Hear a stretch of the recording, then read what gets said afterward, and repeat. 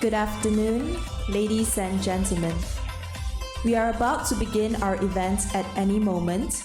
Please be seated and kindly switch your mobile phones to silent mode. Thank you for your cooperation.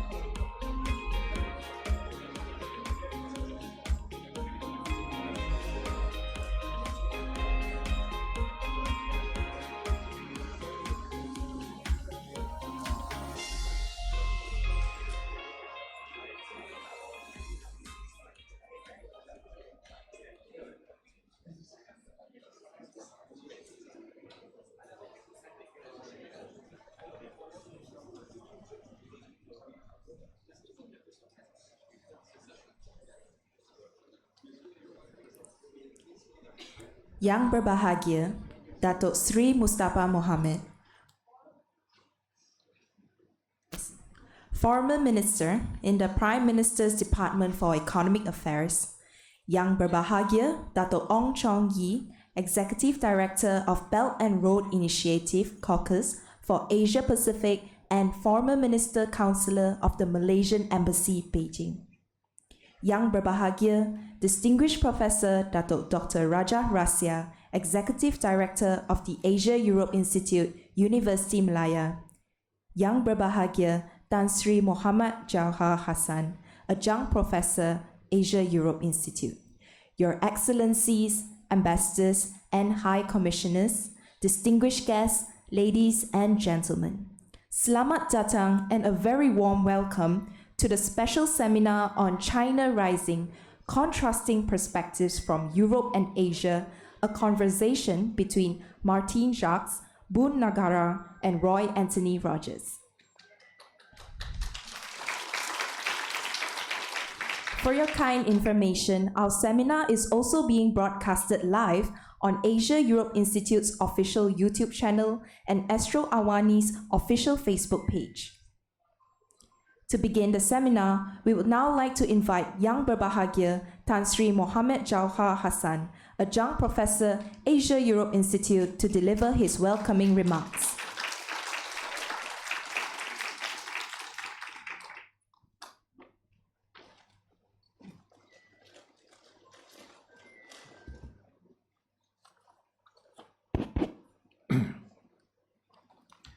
Good afternoon.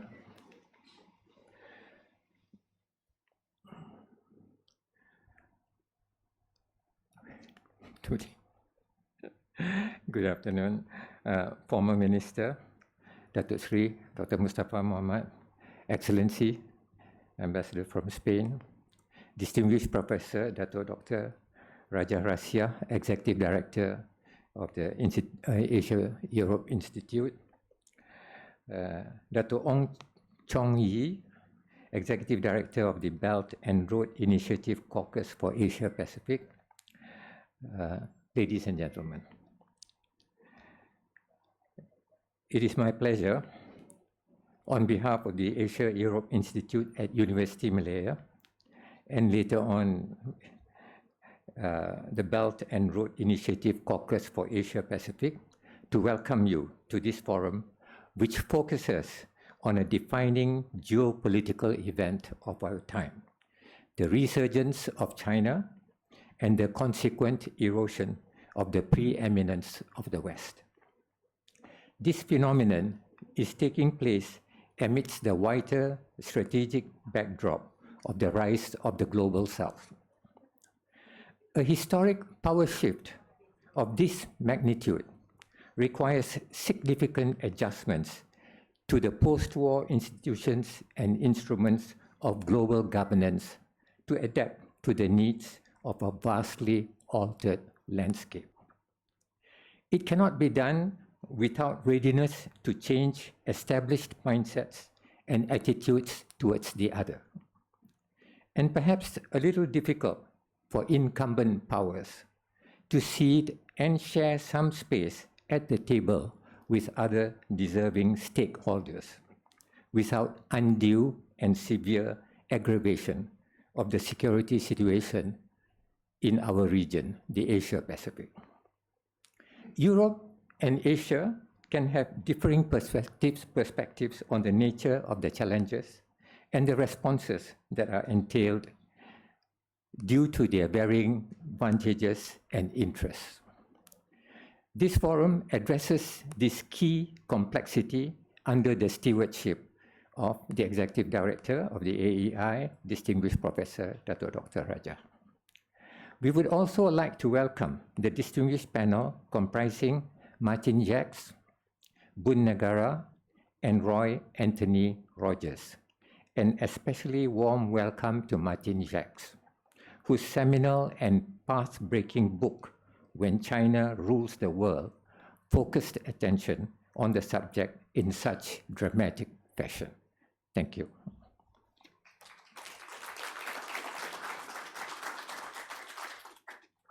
Thank you very much, Tan Sri Jauhar. Distinguished guests, ladies and gentlemen, we are now honored to invite Yang Berbahagia Dato Ong Chong Yi, the Executive Director of Belt and Road Initiative Caucus for Asia Pacific and former Minister Counselor of the Malaysian Embassy in Beijing, to give his special remarks.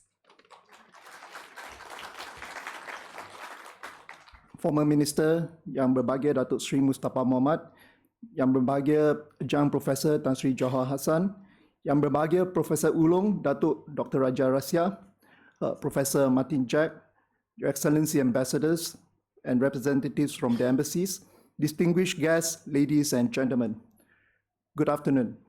On behalf of the Belt and Road Initiative Caucus for Asia Pacific, BRICAP, and my President, Tan Sri Ong Tiket, I extend my heartfelt thanks to the Asia-Europe Institute of Universiti Malaya for the opportunity to co-host this prestigious seminar.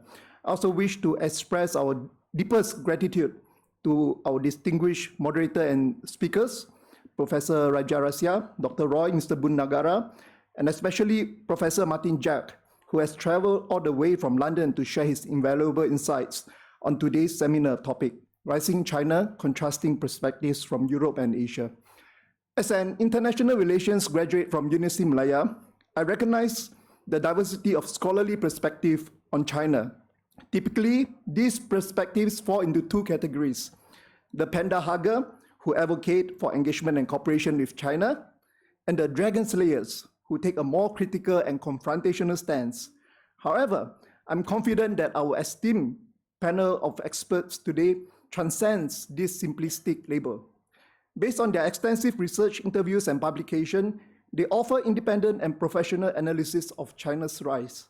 This approach aligns perfectly with the mission of BRICAP, a newly established think tank dedicated to providing unbiased and accurate analysis on topics such as the Belt and Road Initiatives and other major global initiatives that China advocates and that Malaysia has benefited a lot from. Our goal is to foster a deeper understanding of these complex issues through rigorous and impartial scholarship. Last but not least, I would like to thank all of you for taking the time to support this event. I hope you find the seminar both informative and engaging. Thank you. Thank you very much, Dato Ong. Distinguished guests, ladies and gentlemen, without further ado, may I now invite Yang Berbahagia, Distinguished Professor Dato Dr. Rajah Rasiah, along with Professor Dr. Martin Jacques, Associate Professor Dr. Roy Anthony Rogers, and Mr. Bunn Nagara to be on stage.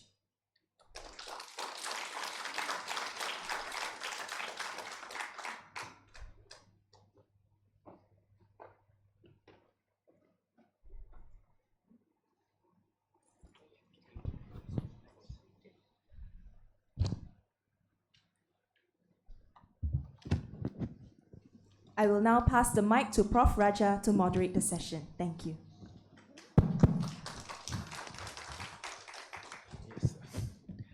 Thank you. Let me first say, I should introduce again, although Tan Sri Johar has already mentioned, but perhaps I'll give a more detailed overview of our speakers. I'm sure you know they are heavyweights. Martin Jacques is the author of the global bestseller, When China Rules the World. He's a professor, visiting professor at Tsinghua University and Fudan University. Then we have His Excellency Bunn Nagara, an old friend, I'm not sure if he remembers me. He's the Belt and Road Initiative Caucus Director and Senior Fellow. And of course, he's a celebrated journalist. And he was a Senior Fellow at the Institute of Strategic and International Studies.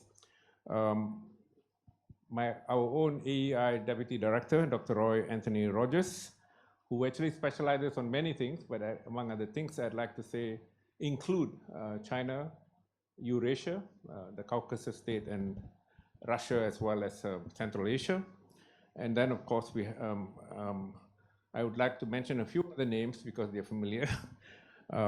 Yang Berbahagia, the former economics minister, Dato Dr. Mustafa Mohamad. I was part of his committee before. Was a very serious minister, I must tell that. And then, of course, Tan Sri Johar Hassan, who was the former chairman of the Institute of Strategic and International Studies. Currently is our adjunct professor. We also have Among others here, His Excellency Jose Pardo, the ambassador from Spain, First Secretary from China, Wu Jiping, I'm not sure, Diao Ping, I'm not sure if she has any connections with Deng Xiaoping, the former chairman of China. Then, of course, we have other distinguished guests, ladies and gentlemen. I think I should say certain things about China to locate the discussion that we're going to follow. Let me mention that I was quite impressed by the opening speech of Tan Sri Johar, who began with the word the redevelopment or re-rise of China rather than just a rising China.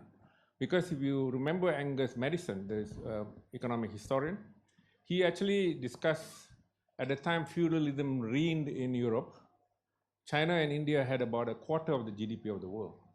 Of course, his historical GDP series then became the basis of the historization of economics that led to our own chancellor here, in fact, very impressively producing a few books that extended Malaysia's GDP series to the 1800, Tuanku Nazrin Shah.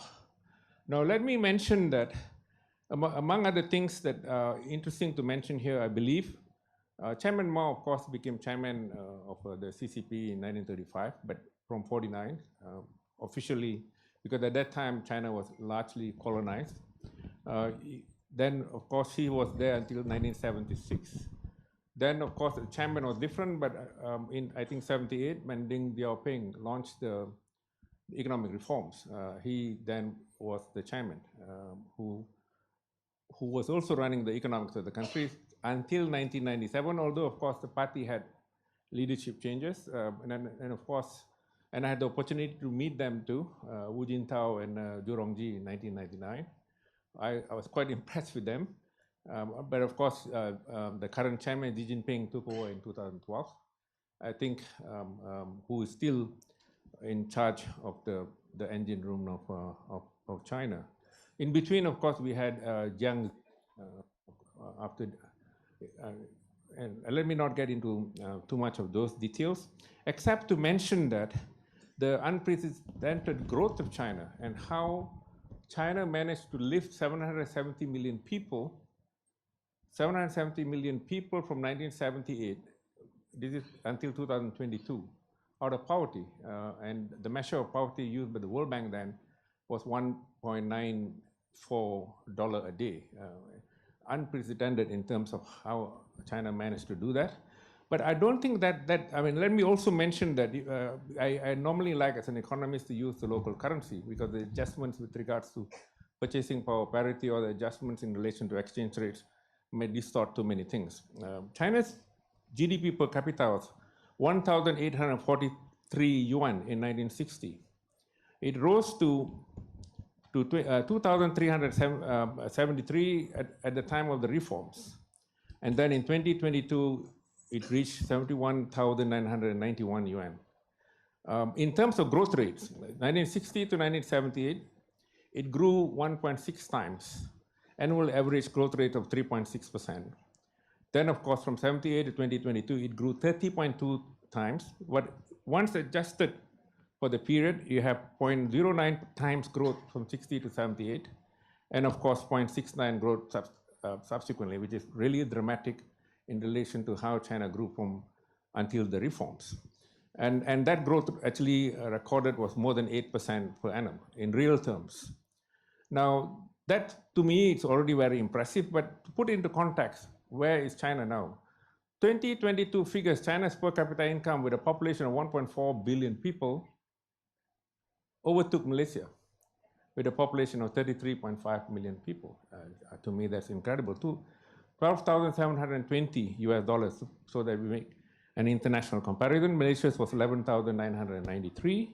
Japan, again, overtaken in 2023 by Taiwan and Korea.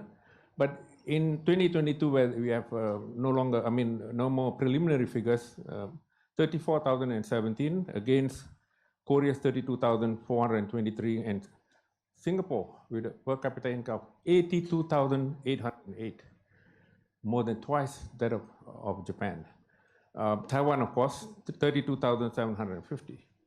To me, these are incredible figures, but of course, one would also have to recognize the emergence of China as a technological power. I've been recently working on the EVs. I used to work on microchips. Of course, it's the EU Chips Act of 2022 and the EU and the Chips and Science Act of the US 2022 deal. I suppose the real heavyweight, the specialists are here. They, I'm sure, will deal with the tensions that are growing, largely also a consequence of how China has risen as a power. No longer, and of course, unfortunately, some people still say China is exporting because it sells cheap goods. I think they haven't understood that China has emerged. And I believe that sort of discussion will ensue from now from the real experts. Let me pass the cue back to Professor Martin Jacques first.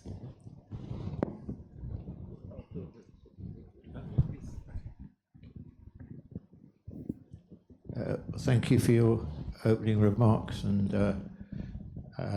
to your excellencies and ladies and gentlemen. It's a great pleasure for me to come to Malaysia. For those who don't know, I'm very attached to it. My wife was Malaysian, and I feel a very strong bond with the country because of her mainly.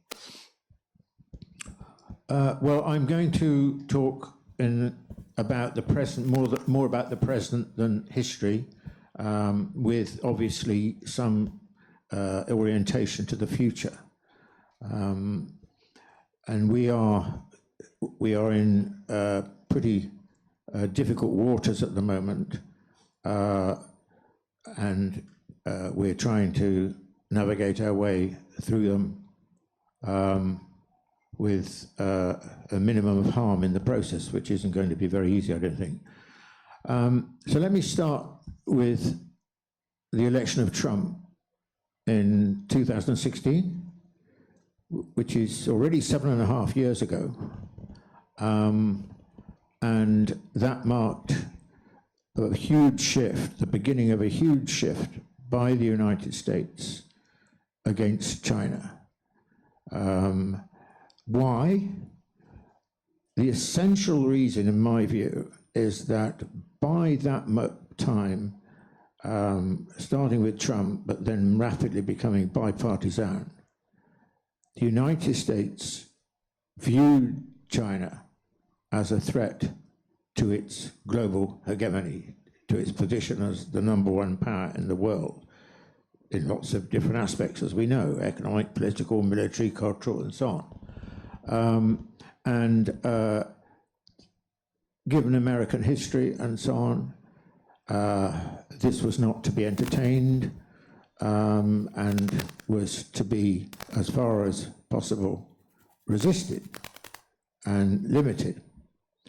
And so we entered a new phase in global politics, which replaced the previous era in terms of China-American relations, which started really in 1972 with the Nixon-Mao Accord. Now, I just want to make 4 remarks really about what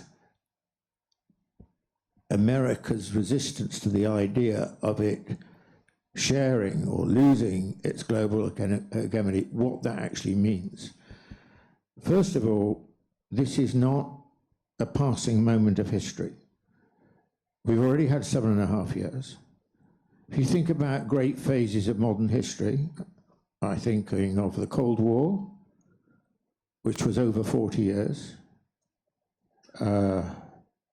the Nixon-Mao Accord, which I referred to just then, that was also well over 40 years. So I think that we're in for a pretty long period with this kind of situation. Of course, there'll be many changes, and during the course of it, we've already seen those kind of changes.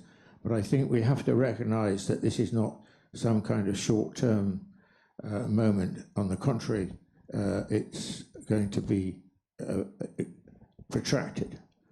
The second point I want to make is that, of course, as soon as America decided that it wanted to resist China's rise, the repercussions of that were not just between the two powers, but were global.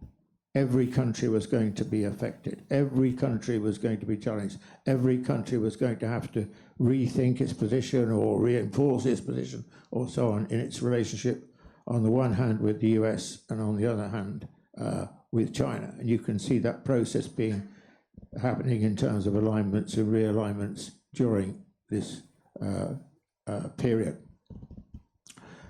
Thirdly,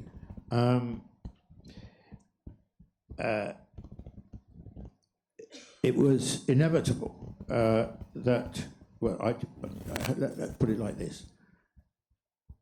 Unlike the Cold War, which essentially the United States won by a kind of knockout punch, if I use a boxing analogy, there was a clear winner. This is not the same at all. This is actually something that America cannot win.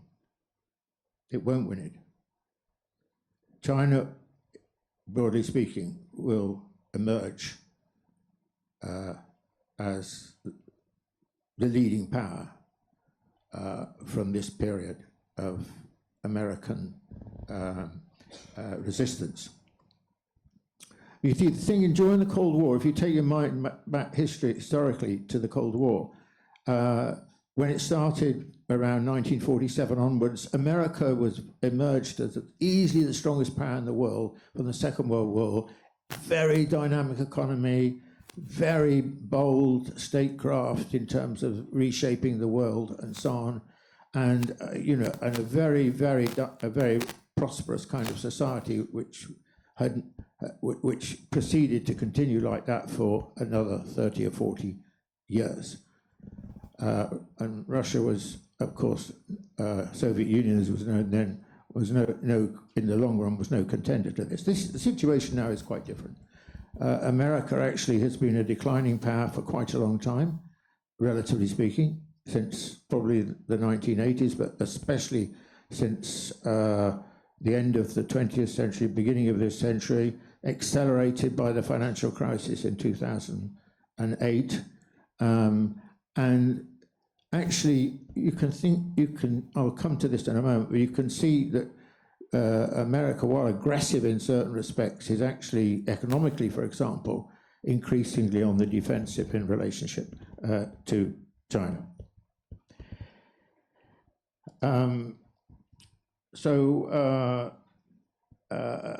I think that the outcome of this period will be, a decisive shift in power from the United States to China. Now, we're seeing a very important moment, I think, this week in what is happening. And that has been the decision of the Biden government to impose 100% tariff on electric vehicles in the United States. There are actually barely any Chinese EVs at the moment in the United States. So this is an attempt to prevent something happening. In other words, that Chinese EVs become extremely common on American roads. And this is part of what we are now witnessing in America and will continue to witness until November, which is Biden on the one hand and Trump on the other outbidding each other to be more anti-China than the other. And so this is Biden's bid. Trump's already said, well, no, I'll raise the tariffs against Chinese EVs to 200%.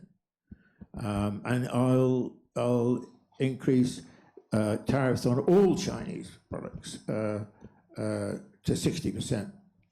And so this kind of tit-for-tat war between the two of them is actually raising, the pressure to increase and strengthen the restrictions on China. And of course, this announcement was not just about EVs.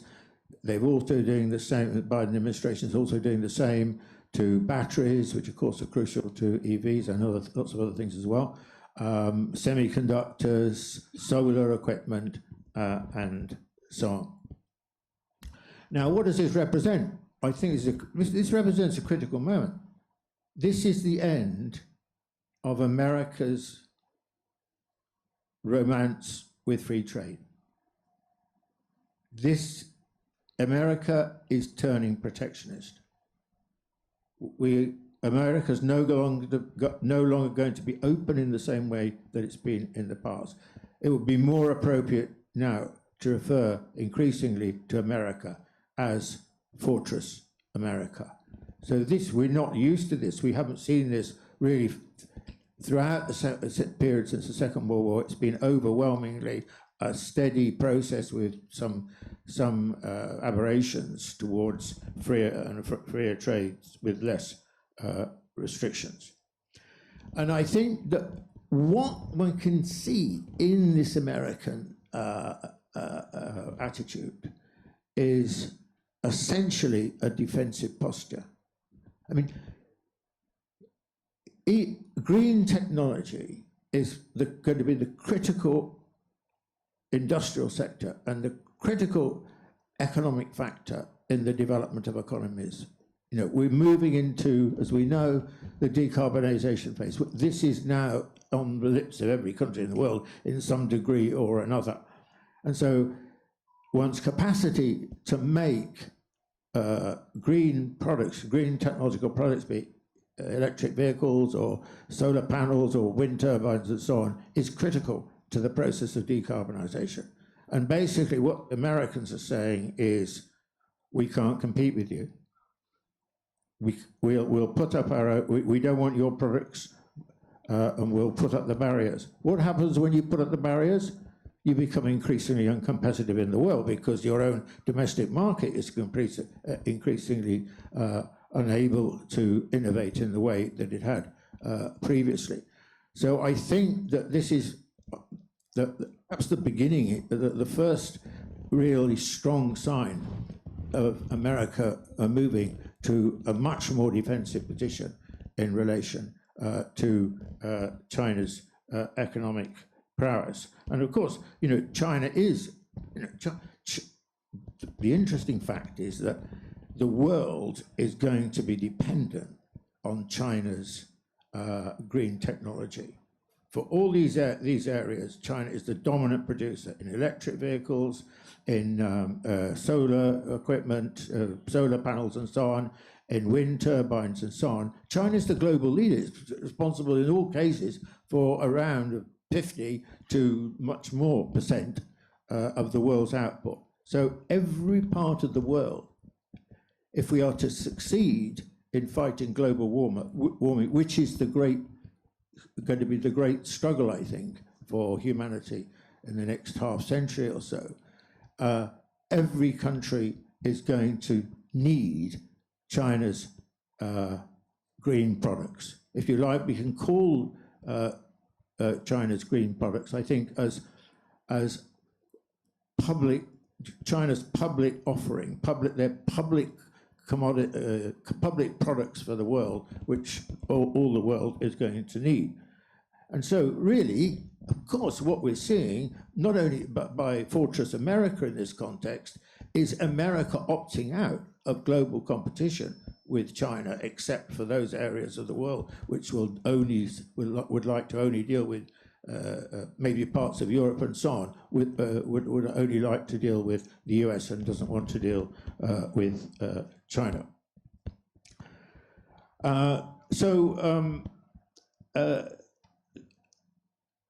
That's enough about America. Let me talk a bit about Europe and how Europe is likely to play this. I think Europe's position is quite complicated. First of all, Europe is in decline, as the United States has been in decline. Alas, as a European, our decline has been faster than that of the United States.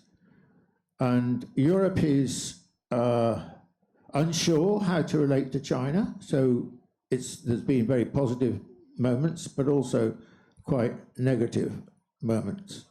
And I think like America, but probably more so, Europe finds it very difficult to think ahead. It's not very strategic in its mentality. It tends to be defensive. It tends to be pragmatic.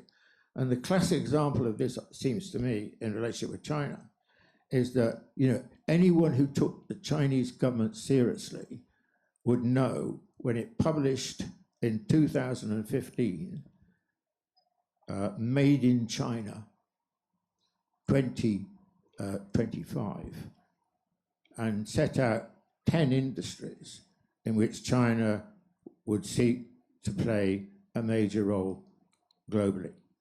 And if you took that seriously, you'd understand the present. If you never bothered taking it seriously, you'd be bewildered and on the defensive. And I'm afraid the Europeans are in that position because historically, really, Europe's been, above all Germany, has been, with Japan, the leader in cars, but they've been so slow to move on this because they didn't take it seriously and they didn't think strategically. And that's going to be a problem now because one of the debates in Europe happening at the moment, because of the European Commission investigation of whether or not Chinese EVs are subject to exorbitant subsidies, is Europe going to go down the same road as the United States? Is it going to put up massive tariffs? Now, I personally don't think it is. I think it is going to go in for some protectionism in this context, but I don't think it'll be the United States, because the German manufacturers like Volkswagen and Mercedes-Benz and BMW and so on are big. You know, the Chinese market is very important for them, and they know that if their government start severe restrictions on Chinese EVs, that they'll find that Chinese markets will become much more difficult for them, because the Chinese are bound to retaliate in some shape or form. They're not just going to stand by and smile. So I think that we won't see Europe doing the same as the United States, but I think we'll see it doing some of that. Now, attitudes towards China in Europe have moved since 2016 in roughly the same way as they have in the United States, but not as hostile or as aggressive as American public opinion and the leadership, DC and so on, has become. Looking back on it, I think the sort of best period in European attitudes towards China was roughly around the turn of the century until about 2012, 13, 14, something like that, when I think a lot of people in Europe were actually quite curious about China and thought perhaps that it was going to offer some interesting opportunities and so on. But then there's been a shift, a negative shift. But I think that it would be very premature to say, well, Europe's just going to follow the United States or is following the United States. I think the European position is more complicated. I think there are factors that have pushed Europe closer to the United States, and by far the most important of these is the Ukraine war. If you took that away, it would be the situation would be more complex in terms of European public opinion. So I'm not an optimist about which way Europe's going to move. I mean, with the opening remarks that you made, which I thought were very good, you know, Europe is on the wrong side of history. We must be honest about this. And so, you know, and the relationship with the United States goes back a long time. So Europe, there are forces in Europe which pushes it closer to America, and there are other forces that are pulling it away. And the two most important forces that are pulling it away, I think, in terms of China, are firstly that the trading relationship between Europe and China and the rest of Asia is much more important than it is for America. I mean, so it's got this need to get on with China and trade with China, interact with China, and so on. In a way, the Americans can, to some extent, close themselves off as Fortress America, surrounded by its two oceans. Europe's not in a position to do that. And secondly, you can see already, mainly because of Belt and Road, that you've got the development of a very dynamic Eurasian economic landmass, and Europe would be crazy to cut itself off from those possibilities. Now, that's all speaking very long term, but that's how I see Europe standing in relationship to China. My final remarks, I'm sure I've gone on too long, is, so what's China's attitude towards Europe? And I thought the choice of the capitals that President Xi Jinping chose for his visit to Europe, the first one really serious visit like that since the pandemic, I suppose, I think. He chose Paris, the French, he chose Belgrade, Serbia, and he chose Budapest, Hungary. And what that suggested to me was that the Chinese thinking is not too optimistic about Europe, that Europe is going to be problematic. It's got these forces I've been trying to describe, which are sort of holding things back or looking strongly towards America, or whatever they are. It's a whole, blending of them, and therefore, and he resisted very strongly Macron's pleading, saying, well, we need some restrictions on Chinese EVs coming to Europe, and she, in my view, rightly resisted that strongly. So, but then going to Serbia was a celebration of an important historical relationship and contemporary relationship and so on. And Serbia is not in NATO, Serbia is not in the European Union. So that is another aspect of what Europe is. But the most telling thing probably was the visit to Hungary and the relationship with Hungary, because Hungary is becoming, clearly, it looks to me, as a bridgehead for Chinese industry within the European Union.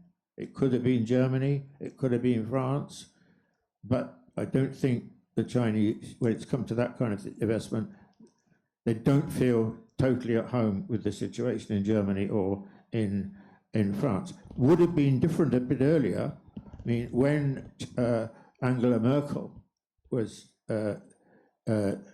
German Chancellor, the relationship between China and Germany for its time was quite extraordinary. It was very friendly indeed. And Merkel saw the relationship in strategic terms. So that's how I'd sum it up, the present situation, and I better shut up. Thank you very much. Thank you, Professor Martin Jacques. In the interest of time, because I'm told Professor Martin Jacques is to catch a flight after this, so we will surely stop at 4:30. So let me just make 2 points from the incisive presentation that I heard, or we all heard. The first one, unlike the case with the rivalry between the Cold War, between the Soviet Union then and the US, you can get this from Michael Ellman and Alexander Kantorowicz, the disintegration of the Soviet economic system. I happened to listen that time to presentation of Michael Ellman in 91, but the more serious book, unlike the earlier one in 98, you can read it from the book itself, which will tell you, among other things, that indeed, I take the same point as Professor Martin Jacques, that the Soviet Union then, from 1991, it's Russia, because the Warsaw Pact ended then. Gorbachev stuck to his words. The second point is China not only did not take that sort of a position, but also the emergence of technology. He talked about about the Chips and Science Act of Biden that Biden announced 2022, or the EU's Chips Act of 2022. By then, the end of 2022, China had removed all the subsidies by the end of it on EVs.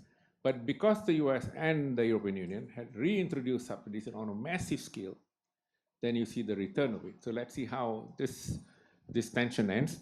Let me now pass the cue to His Excellency Bunn Nagara, our celebrated journalist. Thank you, Prof. Excellencies, Tan Sri Dato. Let me just begin by looking at the situation relating to Asia. The theme for today being, concerning Asia and Europe. The Asias, basically West Asia, Central Asia, South Asia, and East Asia. East Asia comprising Northeast Asia and Southeast Asia, of course. Although in the literature, we often find that East Asia is taken as being synonymous with Northeast Asia, and Southeast Asia and ASEAN seem to be forgotten. This is a problem. So in terms of our theme today, basically we're talking about East Asia, Northeast and Southeast. And with Northeast, of course, we have China, Japan, Korea, and of course in Southeast Asia with ASEAN, and also one non-ASEAN country, Timor-Leste, which may become a member in future. We have the issues of China's rapid rise, shocking to some because of its rapidity, and also the implications that come from that, especially from countries in the West that are unable to compete on the same level. And that's basically the issue of US-China rivalry today. Then you have issues like China's alleged industrial overcapacity, which basically are terms that are used to cover up this lack of competitiveness on the part of the West. But what is the position of ASEAN? I mean, all this, and I think it bears some analysis. Let me just name a few points concerning ASEAN's position collectively, although there are differences within the community. One, no ASEAN country wants conflict or war or even a trade war in or near the region, or to have to choose its alignment one way or the other with the US or China. This is just out of the question.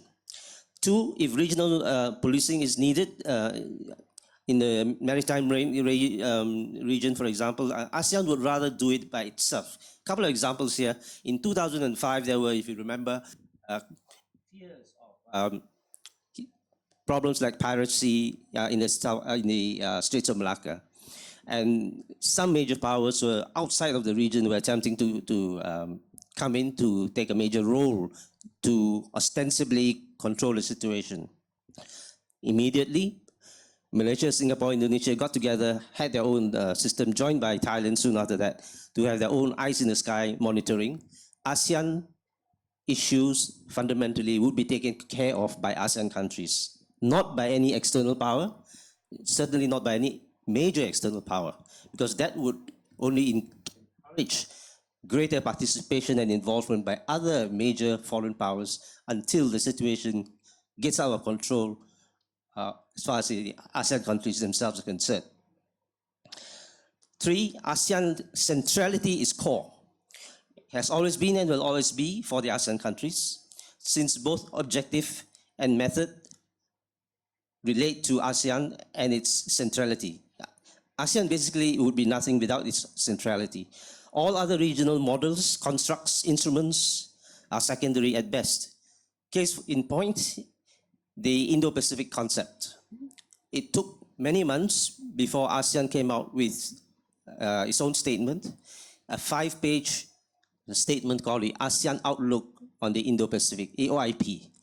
And for those who understand ASEANese or ASEAN Talk, we can read from that document that ASEAN is not happy with the idea of an Indo-Pacific in comparison with the Asia-Pacific, which has been in use for a long time.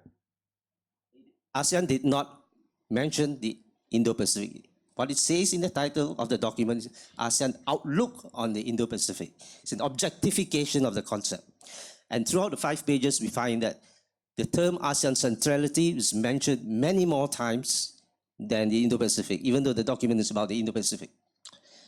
4, the AOIP, ASEAN Outlook on the Indo-Pacific, an example, should be seen not as an assent of the concept, assenting to the concept or an acquiescence in it, when ASEAN does not say that it is against it. ASEAN never says anything about being against anything, even though if it's not in favor.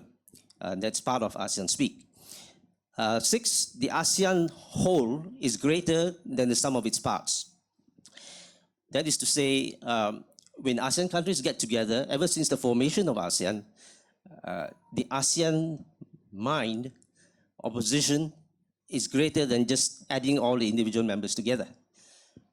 A very historic moment on a Tuesday in Bangkok was the 8th of August 1967, when the ASEAN, the first document, the Bangkok Declaration, was signed when ASEAN was created. And from that moment on, the region came together as one in asserting in various ways, often very subtly, the Asian identity that is often undefinable, but still very effective. Finally, ASEAN works as a velvet fist, whether it is a clenched fist or an unclenched hand, transcending ideology. It's not about political or economic systems. It's not about intervening between members, but about working together within the ASEAN community, within Southeast Asia, but also projecting outwards beyond Southeast Asia. That's why we have today the ASEAN Regional Forum, East Asia Summit, and so on. There are products of ASEAN, but led by ASEAN and following the ASEAN formula as far as possible. Now, some distracting narratives we often hear nowadays include, for example, especially from Washington, that the PLA wants to displace the US Navy by 2027. There's a date given, but this is never mentioned by anyone in China. For example, the former Admiral Phil Davidson has mentioned the year 2027, but there are others, his colleagues, such as Admiral Sam Paparo, who said that, basically telling everyone to relax. 2027 is just the anniversary of the PLA. Nothing special about it. And then there are others who say, well, China is probably preparing to invade Taiwan by 2049. Again, nothing said of that nature by anyone in China, and only from the West, basically in Washington. And there are also very informed persons in Washington, though not many, who say this is nonsense, that nobody would be dumb enough to try to invade Taiwan. Such as Colonel Douglas McGregor, former US Army, Gulf War veteran, whom Donald Trump appointed as Pentagon advisor. And he's one of the few Americans, including the late Charlie Munger as well, longtime business partner of Warren Buffett, who really understand Asia, and including China. Douglas McGregor says that the very topography of Taiwan is such that nobody is foolish enough to try to invade it. It is very difficult to stage an invasion and even to hold the territory because of its topography. It is totally impossible to do it, and nobody would be foolish enough to do so. And that is basically the analysis of those who are non-ideological and more commonsensical. And there's another, basically, Washingtonian assumption that the PLA's equivalence in terms of its forces must therefore mean war or conflict with the US. Well, again, this is something that's assumed and mentioned only on the Western side, particularly Washington, but nothing of the kind of this kind of conversation exists in Beijing or anywhere else. And together with that goes the argument that the PLA Navy already controls the South China Sea. No, the US Navy, Pacific Fleet, and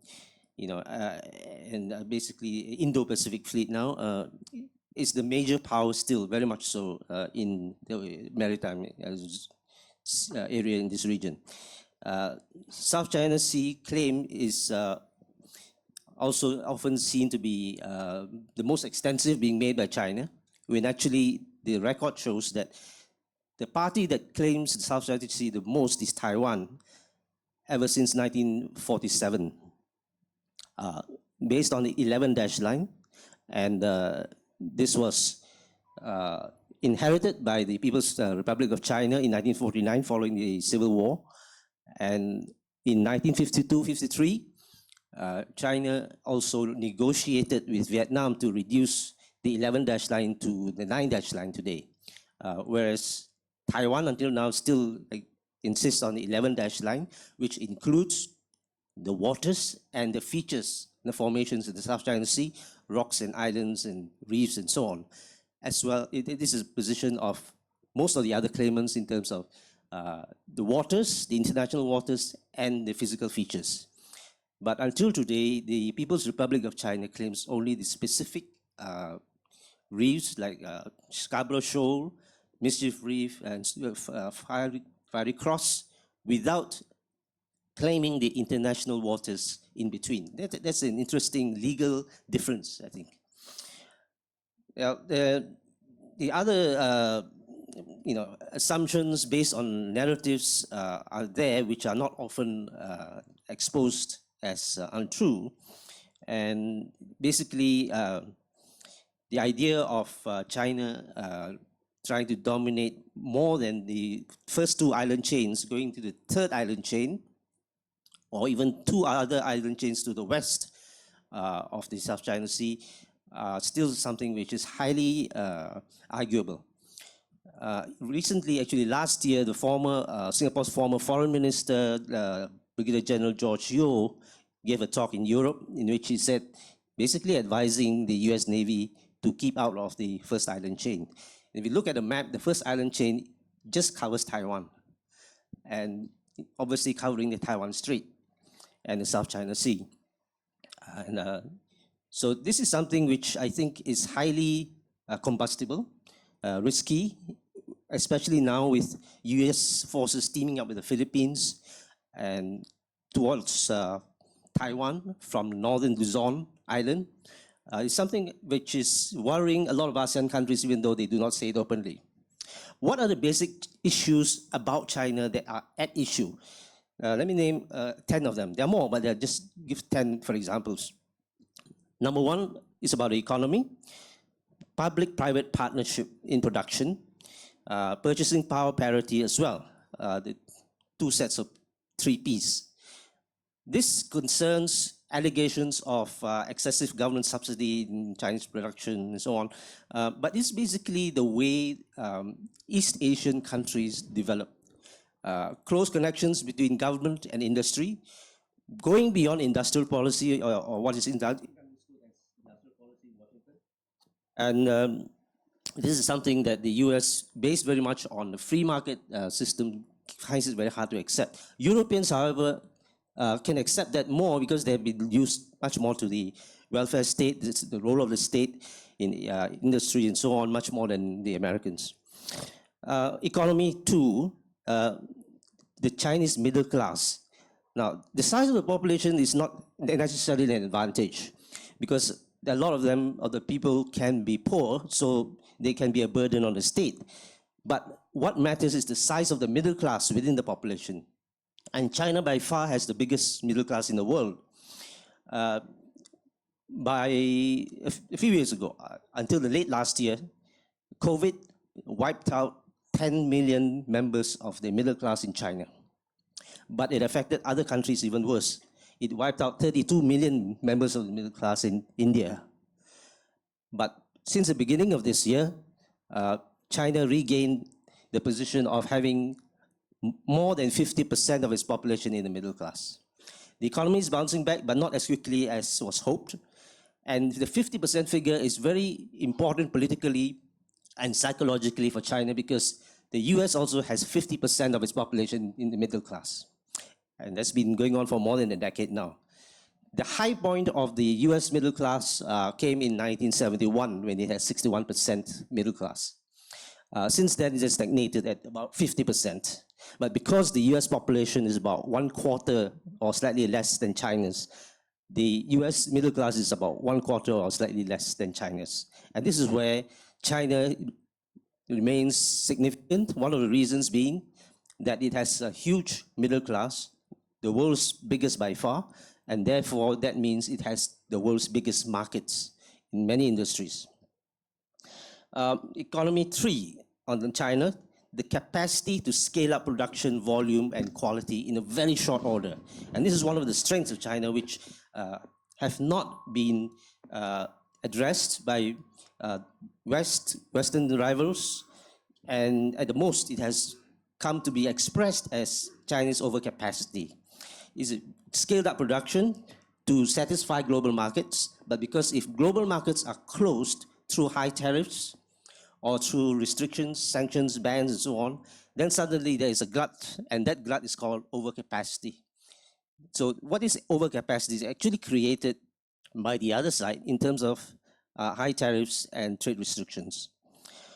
Economy 4, production ecosystem of China is unparalleled. So when people talk about China +1, or de-risking or decoupling, in withdrawing investments from China and going to other countries, they actually are thinking about another country being at least as good as China, which is really not the case because only China has the kind of production ecosystem that brings all the factors together for efficient production, including infrastructure that is highest grade, supportive government policies, and also the kinds of technical expertise of workers.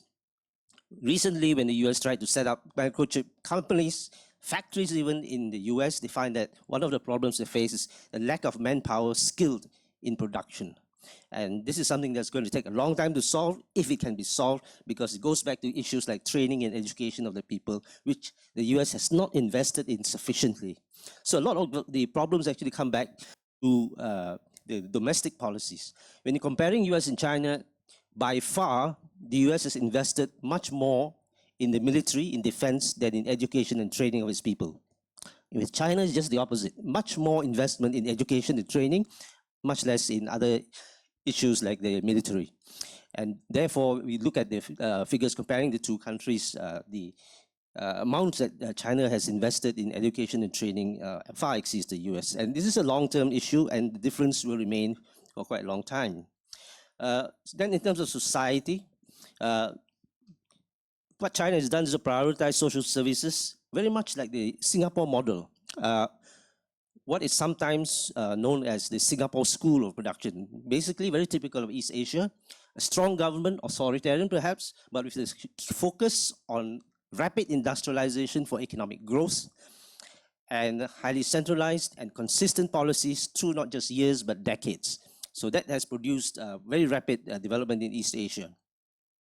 Again, society, point number 2 for China, social peace, societal resilience, internal stability, because of satisfaction of people's needs and so on. So technology, commercial, civilian, telecoms, transportation, these are the sectors that the China dominates and will continue to do so because it has invested a lot in it, and there is a laser-like focus on these areas. And of course, technology too, in space, military areas, including aerospace and defense industry, making progress, and also the future of education and training will remain a major focus.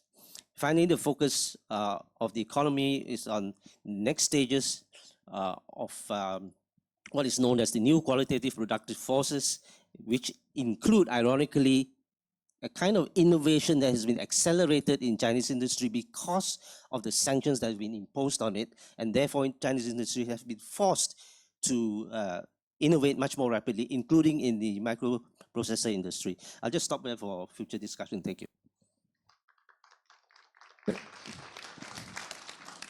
Thank you, Excellency Bunn Nagara. I'm sorry, I'm sure you agree with me, it's such an exciting conversation going on. We should have started perhaps at 2 p.m. I'm really sorry I was told that we have to stop by 4:30. I just would like to clarify a few things before passing the cue to Dr. Roy. Industrial policy was mentioned just now. The UNIDO defines it as one where there's intervention, and it can be any sector. It doesn't have to be confined to manufacturing. So we have both passive and active industrial policy. Singapore is an example of an active industrial policy nation with a leveraging strategy compared to, say, Taiwan and Korea. That's how one would see it as. If you just promote an export processing zone, you intervene to give incentives and so on, that's passive industrial policy. And that's been around across the world. The second point I thought I at least should mention two things. His Excellency Bunn Nagara mentioned about, although he mentioned many things that were very interesting, one of them was the centrality of ASEAN.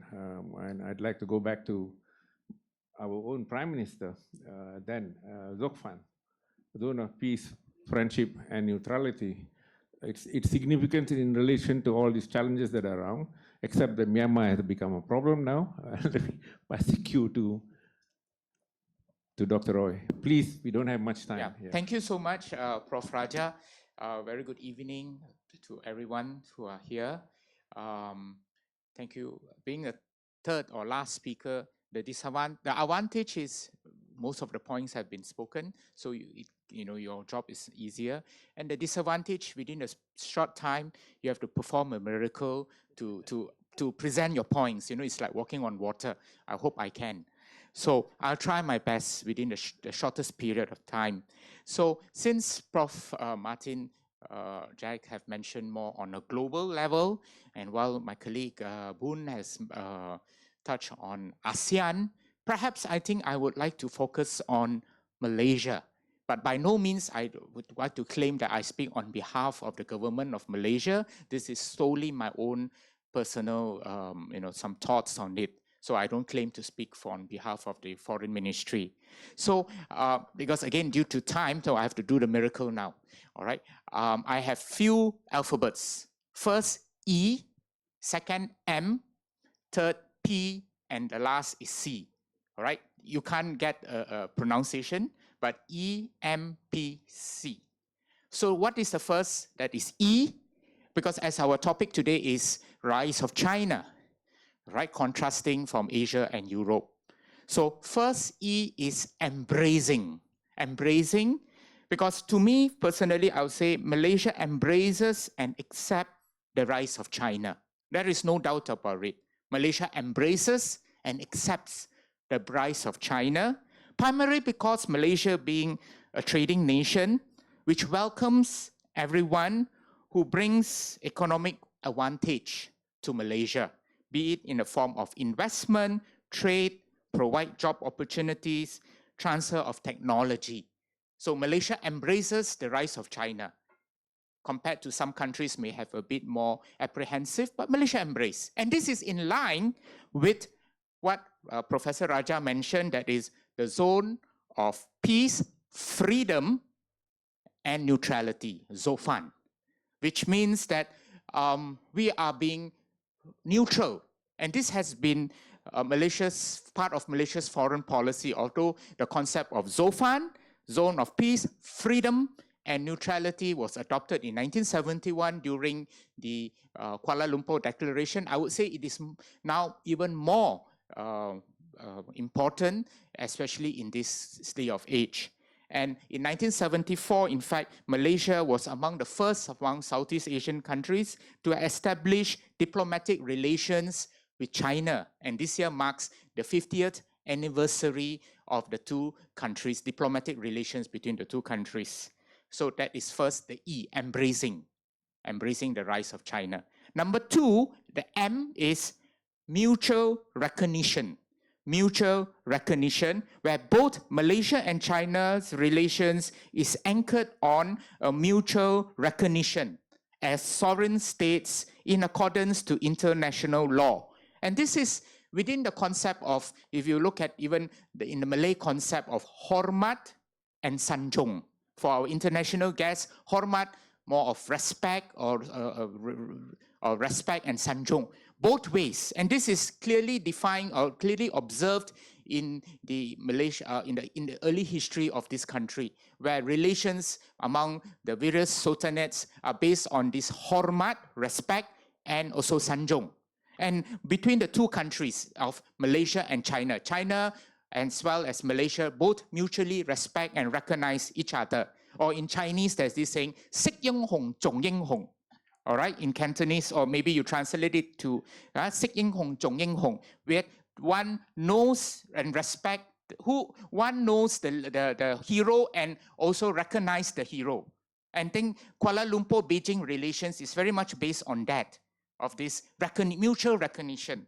And this is also very clearly demonstrated in our history. When Admiral Chen He came in the 1400s, it was also a mutual recognition. It wasn't done in a mission of colonization, although some may argue it's a form of tributary, but yet Malacca's independence was maintained. And same likewise in 1974, when Tun Razak, the second prime minister, visited China, met with Chairman Mao and Prime Minister Zhou Enlai. There was a form of mutual respect, and throughout this, the mutual recognition between the two leaders. So the second is M. Third, P, pragmatic or pragmatism, which Malaysia embraces China rise as a result of pragmatism or practical reasons. Again, which is not new. During the early, if you look at from the Sejarah Melayu or the Malay annals, you're right, the Sultanate of Malacca recognizes the Ming dynasty for pragmatic reasons, for some form of protection as well as economic relations. And today is more of economic. In the past was more of the Ming recognition of tributary, but today is more of economic reasons. As I said, befriending with the rising power rather than counterbalance the rising power. And this is, if you read the Sejarah Melayu or the Malay annals, very common theme, how the sultanates in the past recognize the Dutch as well as the British. Something different. And last is the alphabet C, being cautious. All right, as much as we embrace, we have mutual recognition, we have pragmatism. The last is the C is being cautious, as we know that, as was mentioned by Professor Martin and even Bunn about the US-China rivalry. And Malaysia being, you can say, a middle power or a small state, we do not want to be sucked into this major power rivalry. There's an old saying, when the two elephants fight, right, the middle will be, and Malaysia, I would say, in a metaphor way, is what I personally call it, the mouse-deer diplomacy. Sang kancil, the kancil, small but wise in the jungle, being able to survive, in the midst of the tiger, the elephant, or the lion. So that has always been part of Malaysia's, or in the past. So being cautious, not to be sucked into this power rivalry between the power and remaining neutral and not to be, and also, so I would say that Zulfan is more than ever important, right, to maintain this stability, which was during the time of Tun Razak. Of course, the idea of it was very much due to Dr. Ismail and, of course, Tun Razak itself. So in order to kind of summarize, I hope I don't take much more time. So again, E, embracing the rise of China rather than to counter it. M, mutual recognition or saling hormat menghormati or saling sanjung mensanjungi between China and Malaysia and China. I believe China needs Malaysia as well as Malaysia needs China. Always we think Malaysia needs China, but I also sincerely believe China needs Malaysia because of its proximity, being between South China Sea and Straits of Malacca in the BRI, and being pragmatic, befriending, and being cautious to remain neutral, to hedge, not solely because of fear, but embracing the major powers, China and US, and not choosing either one over the other. And the last note, I'll be very fast, as we celebrate this year 50th anniversary, and coincidentally we are in the month of May, Within a few weeks, 30th of May will mark the historical day of the two countries established diplomatic relations. And as you know, we celebrate 50th anniversary is always associated with gold. Silver is 25th, gold is 50th anniversary. Again, being a person of being half parentage of Chinese, this saying comes in my mind. You know, the saying of 真金不怕紅爐火. All right, 真金不怕紅爐火. The genuine gold is not afraid of the burning fire. In actual fact means real genuine friends is not bothered or not being disturbed by whatever comes. And this clearly explains Kuala Lumpur-Beijing relations. We have our ups and downs, to be very frank. We have our ups and downs. South China Sea was one of them. When MH370 went missing, there was down period. And earlier during the Cold War, the MCP and the CCP, these are those down issues. But despite ups and downs, we remain as very good friends. I hope I perform the miracle as fast as I can. Thank you. Thank you, Dr. Roy, my colleague. Just to make a point in relation to what he presented just now, having led the foreign policy report, at least the last one when Tan Sri Hamid Alba was the foreign minister, I think the position is the same. Malaysia, the middle power, taking a normative hybrid middle power role. I think that has remained. It continues with the zone of peace, freedom, and neutrality that Tun Razak officially began with. Among the things he did to walk the talk, he was the first from the free world to visit China. He was the first. And the second one is that Malaysia was among the few countries that condemned apartheid officially with regard to South Africa in the 60s. So this is a clear case of a role that defines the belief they have. And rather, all the time, in my understanding of his work, is to see that ASEAN acts as a team, not Malaysia individually. Except that now, as I mentioned, Myanmar is a problem. Before I open the floor, I just wanted to make a point which was started by Professor Martin Jacques, that the knock-on effect of what happens with a 100% tariff, not just on EVs, he mentioned the inputs like the chips, the batteries, and everything else. It will have a knock-on effect, something Obama attempted to do by excluding China in his free trade regional arrangement, that Trump exacerbated by actually imposing tariffs on other countries. And now we have a further increase in it, and you probably will have quotas too. The knock-on effect on the supply chains, it will mean that sales in the US will be more expensive. He actually highlighted that, Professor Martin Jacques, the impact of it. I'm not sure whether the US even thought about it, probably the end of the free trade, but the Americans developed themselves without free trade first, as you could see from the kicking away the ladder. Let's open the discussion to the floor. Please, we have very little time. We will stop by 4:30. I told in no uncertain terms I must do that. 2 immediate, 3. I think that's all because we have very incisive speakers. I'm sure they'll take some time. We start with this guy, and that guy, the third one. Ayo, the third one is speaking first. Okay.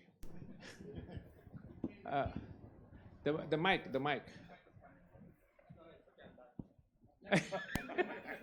Yes. We go backwards because that's how we write Chinese. Thank you, Dr. Martin. Is Britain a failing nation? Thank you. Here, down here. He's just. Hello, Professor. It's Will. One question from a layman's point of view. Why is China being punished simply by producing, affordable, good quality and, good products? And I thought for a responsible government, they're supposed to protect the consumers' rights. And where are all these consumers' associations in the West? People at large are happy. We, as a consumer, we're happy to be able to buy cheaper things from China. But why am I being punished in today's context from a layman's perspective? We take the third question, then it's easier to save time. Hi, Ewan here. Just to be quick, just want to understand whether Malaysia and ASEAN, whether the China +1 or US +1 strategy can work for us in the middle or long term, or would we be penalized by tariffs going forward if we continue along this path and help either China or America export their products? We start with Professor Martin first, please. Yeah, that's one way of putting Britain's situation, a failing state. Actually, it's no joke if you're living there. Basically, Britain's been in decline since around 1900 as a relative power, because then it was the leading power in the world. And it held that position until basically 1931.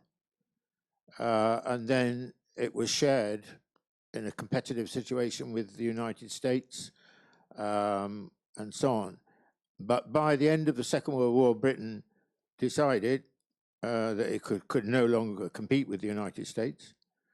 I mean, there was plenty of arguments between the two countries in Bretton Woods, but ever since the Second World War, Britain's really been a vassal state of the United States. I mean, British foreign policy, to be quite frank, is basically determined in Washington, D.C., not in London. And meanwhile, we've grown, relatively speaking, weaker and weaker as a country. And we've been unable to find a way of renewing the country. And that has been a singular characteristic of Britain since 1945. The only really serious attempt at it, which on its own is inadequate, was being in Europe. And then Britain joins Europe, and then it decides narrowly to leave it. Okay. Netherlands too, I believe. Yes, please. Yeah, I think can I have the final question first, the last question again? I couldn't catch that.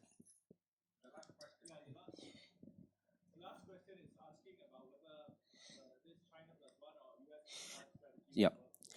Okay. I think it will affect countries like Malaysia or ASEAN countries minimally.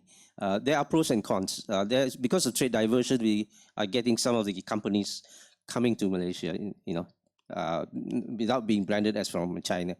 And let's not forget that many of the countries that are quitting China some of them at least include Chinese companies themselves. Because it's better for them to relocate as well. Just like Japan relocated its industries in the 1980s to Southeast Asia. Production costs are rising in China, and not only would the products that are made in Southeast Asia would then be known as Southeast Asian products rather than Chinese products, but China itself is upskilling, going up the value chain, technology ladder, and they're throwing back some of the lower tech industries to Southeast Asia and other countries as well. So it's not just countries pulling out of China being from the West or other countries, but it include Chinese companies as well for their own interests. So the picture is very complex, and we have to go beyond stereotypes. Yeah, my response to the questions. In regards to Will's question, why punish if China produce something which is more affordable? But to me, it's more on the issue of, if some of you have heard of the Thucydides trap, right? How do we cope with a rising power? Do we, as I said, adopt a strategy of embracing and cooperate with this rising power, or do we try to suppress and confront and ended up having a big war about it and bring catastrophe to all? So that is something which we have to realize. And I also I strongly believe in what we call law of attraction, that the more you think negative about, and it will really come back as a negative force. So to me, rather than being overly critical, perhaps maybe it should break down this misperception and move and work with it. Like it or not, it's a rising power. You cannot suppress, because there's always this, like a cycle. If once today we had a Pax Americana, there was once an Espanol Pax Espanol in the past, right? And then there was Pax Britannica. So there is always this. So rather than to suppress a rising power, why don't you embrace the rising power and work with it? That is, how I would view, right? And that's basically, I think these were the crux of the question. Thank you. Dr. Roy believes in catching the wave of change rather than trying to confront negativity that would boomerang back to haunt you. We have time. Yes, please.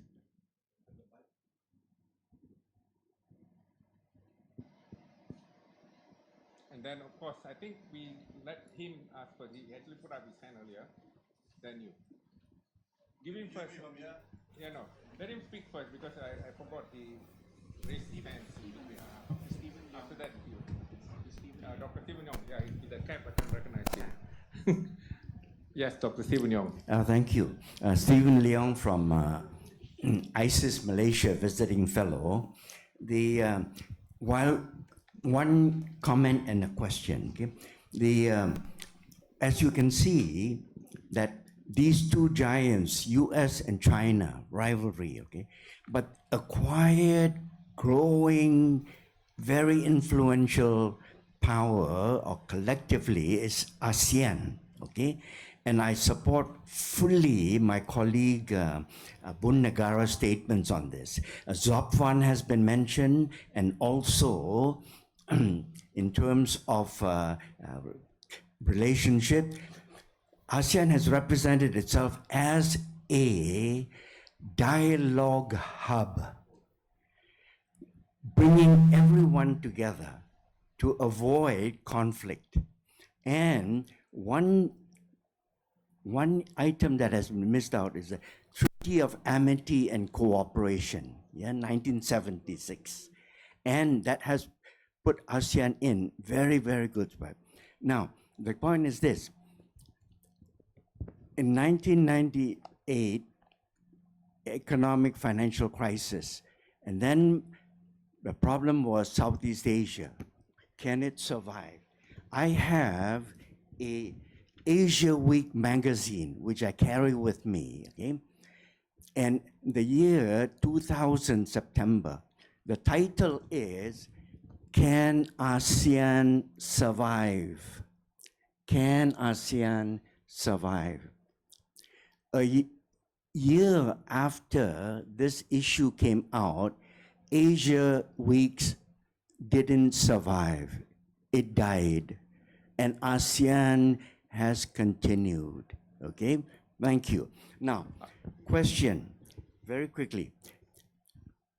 In terms of embracing, Japan and South Korea, strong allies of US, how would they embrace? What is their view on China's rising? Thank you.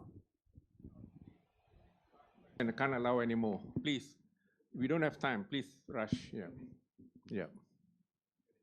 Yes. I have one last burning question before we close this talk.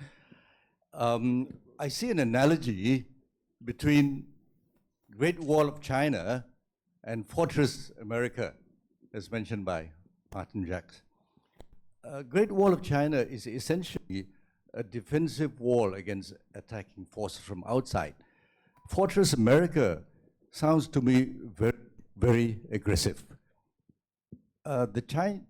Culturally, the East is more tolerant, accepting, and the West is more, I would say, do as I do, aggressive stance. Do you have any advice, Martin or Bunn Nagara, to China as to how to allay the fears of the West regarding the fears of China? The Chinese or basically Asian cultures are not aggressive. It is the West should not use their standards to judge others.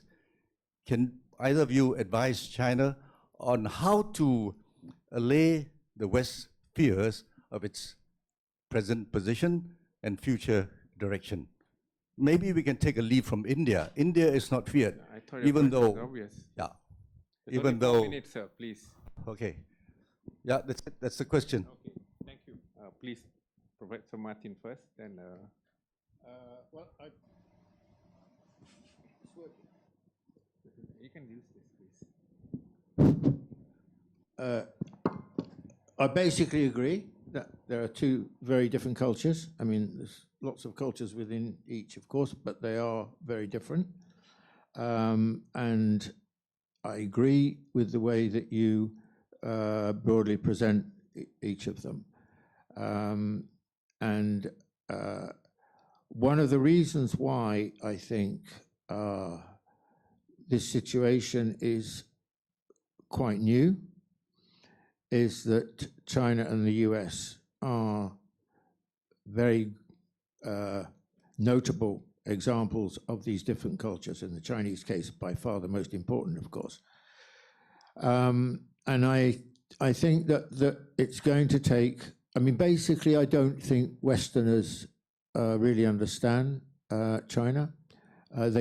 What's more, they don't make any effort, by and large, to understand it.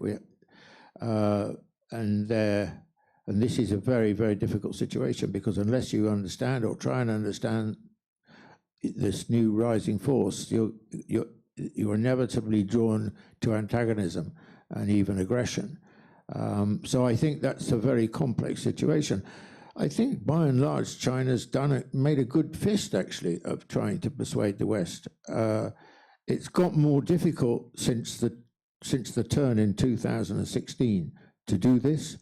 I mean, I think one of the difficulties China has is that it's often, when it's talking to the West, it's really talking to itself.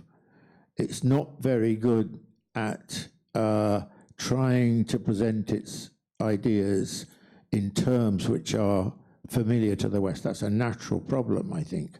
But it's one that will be very important for China, because ultimately, if China is going to be really, really successful as a global power, then it has to enjoy a great deal of support right across the world, including the West. I mean, ultimately, that should be the ambition of China, I think. Well, I'm reminded of what the former Prime Minister of Singapore, Lee Kuan Yew, said, comparing Europe with the US. In the West, European countries are older cultures. They have more experience, perhaps more maturity. And unlike the US today as well, they do not have global ambitions, unlike the former colonial periods. So what we find today is that European leaders like Macron of France and Scholz in Germany are much more open to China, working with China, than Biden or Trump, any of these current and previous US leaders. Giorgia Meloni of Italy, yes, she has pulled Italy out of the BRI, but her government went out of its way to approach at least 3 Chinese auto companies to set up plants in Italy: BYD, Chery Auto, and Great Wall Motors. They already have Stellantis, covering a number of European brands, but they want to have a Chinese company, at least one, in Italy. Compared to the US, flying into a panic when a Chinese car company is thinking of setting up a plant in Mexico even. So you can see the differences. Surfing is supposed to be a popular sport in the US, and just like what Prof. Roy said earlier, we have to go with the wave. A lot of Americans enjoy surfing, and they understand that you have to ride the wave to get to anywhere, rather than try to confront the wave and getting swept up away by it. So I think this is a defining moment for the US, because it sees itself as the global hegemon without actually using that word. It fears that China could replace it. And this is what is sometimes known as displacement anxiety. Europeans don't have that, and therefore I think they can go further with China. Yeah, I'll just take a short time now. Yeah, Please, okay. Very quick response. How China would face the West. To me, I think China has its strong diplomatic means, has a strong diplomatic history with strategies, and this you can observe it in current Chinese diplomacy as well.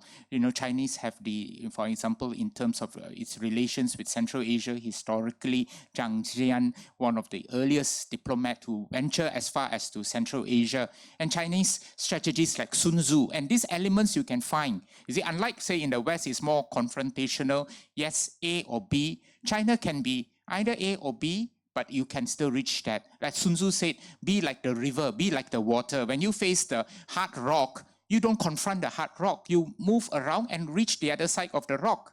And China had Zhuge Liang. Everyone knows about those who have Chinese strategies. Zhuge Liang, such a famous strategist. And these elements can be still observed, you know, like Yi Toi Wai Zhen Kit, you know, this famous strategy. You retreat, but at the same time, you are moving forward. These are marvelous strategies, and I think China can employ in facing all sorts of challenges today. Thank you. Thank you. I'm sure few of you will be excited that this event is going to close. Like all good things, everything has to come to an end, simply because we don't have time now. But I'm sure you all agree with me that this conversations that we had between the three, although I'm not sure whether we can still call it a conversation, because much of the presentation didn't really go in a dialogue way. But even so, let's give them a big hand. At least I learned a lot from them. Thank you.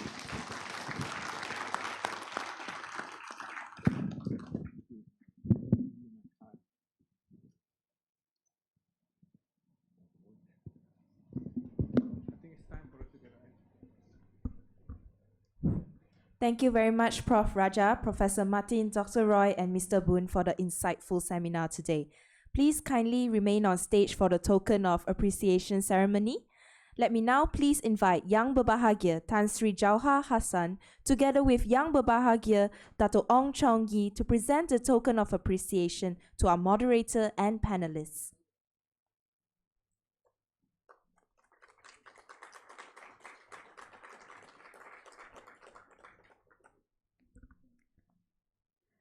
Firstly, to distinguished Professor Dato Dr. Rajah Rasiah.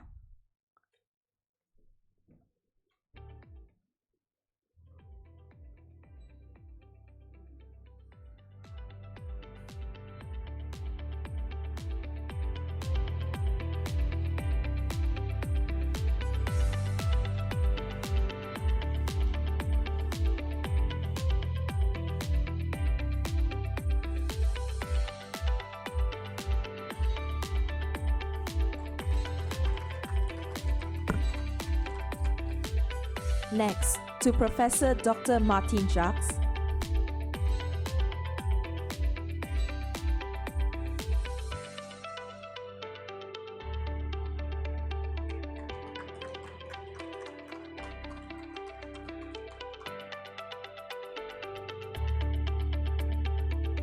Then to Associate Professor Dr. Roy Anthony Rogers.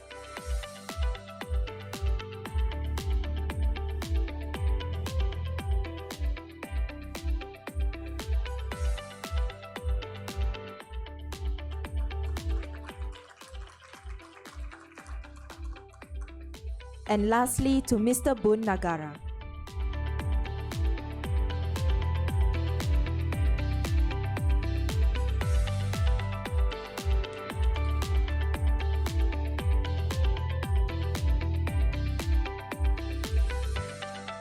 Thank you very much, Tan Sri Jauhar Hassan and Dato Ong Chong Yi.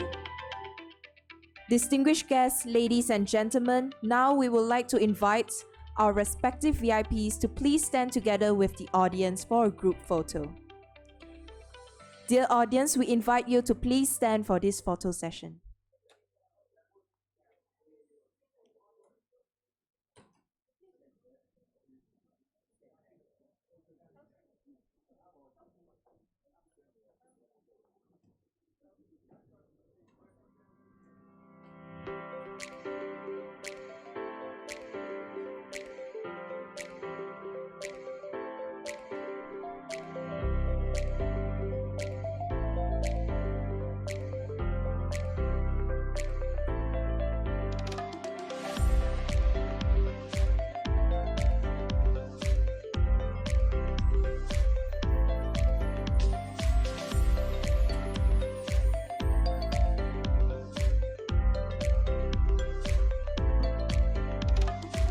Dear audience, please move towards the middle for the photo session. Thank you.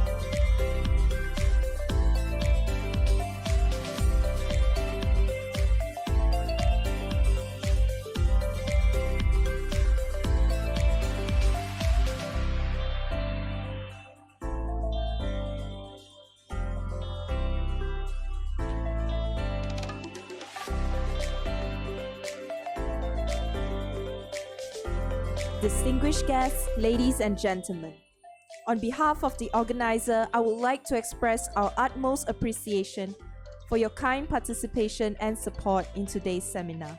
Refreshments are provided at the foyer outside. For more updates on our future events, kindly visit our official website www.aei.um.edu.my. Once again, thank you and have a nice day.